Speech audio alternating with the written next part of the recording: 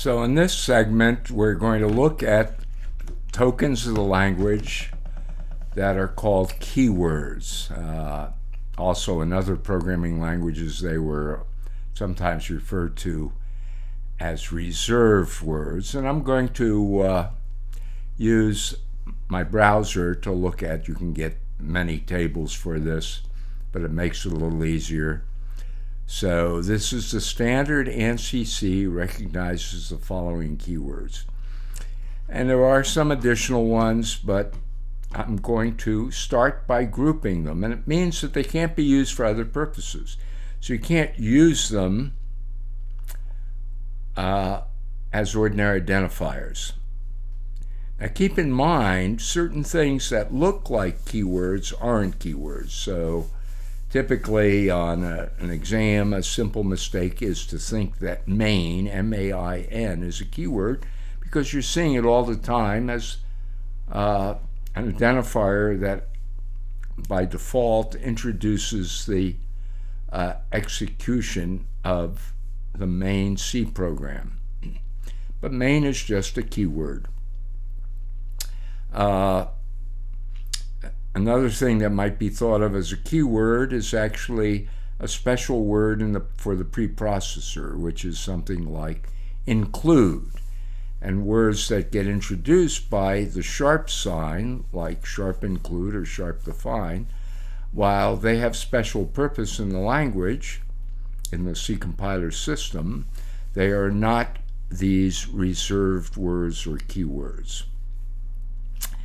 Now, a number of the keywords, like double, float, int, long, char, those get used to declare data types.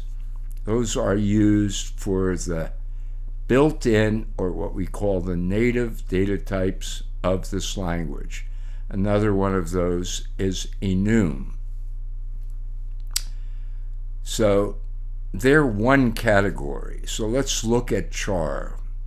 We'll get a further definition by clicking on it. Int and char, basic data types for integer and character. Variables of type int are one machine word in length, and that's typically on most machines 4 bytes now.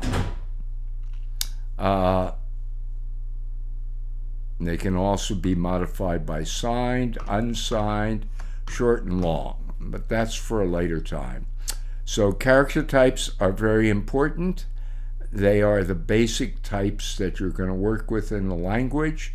The int type, which is one of our most basic here, is a range of int typically represented between roughly 2 billion, minus 2 billion, and plus 2 billion.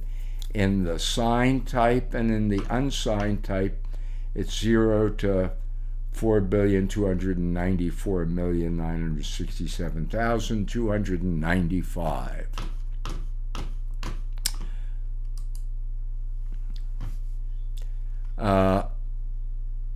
Break, continue, go to, for, if. These are all keywords, else, that affect the flow of control of the language. Later, we're going to go and show you what an if-else statement is.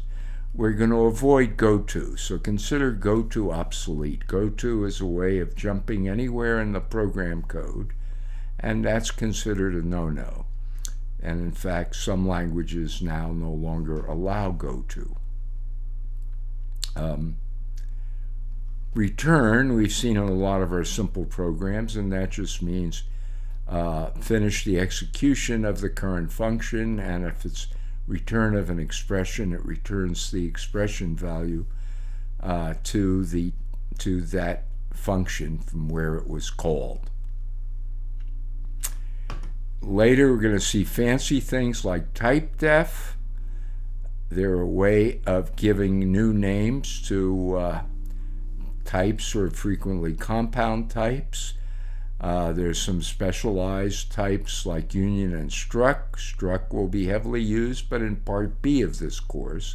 And union, not so much. generally union can be avoided. Now, among these keywords, auto is obsolete again. Auto is just rarely used, unneeded. It's what's called a storage classification. Among the storage classifications, you have auto and you have register. Again, register is unneeded. Register says place whatever this is into high-speed storage. Well, it turns out the compiler can do a better job than you can do. And indeed, modern C systems are running on things that don't need this kind of programmer-directed optimization. So you're not going to see auto, you're not going to see register, you are going to see static, but it has a very special set of uses. Those are storage classifiers. So get used to this keyword list. I think there's about 30 in this keyword list. Most of them are critical concepts, but the nice thing about a language like C, it has a relatively small number of these. In current C++, the number of keywords exceeds, I believe, I'm not exactly sure. Why don't we look it up? So I'm going to use my compiler, ANSI C++ keyword table.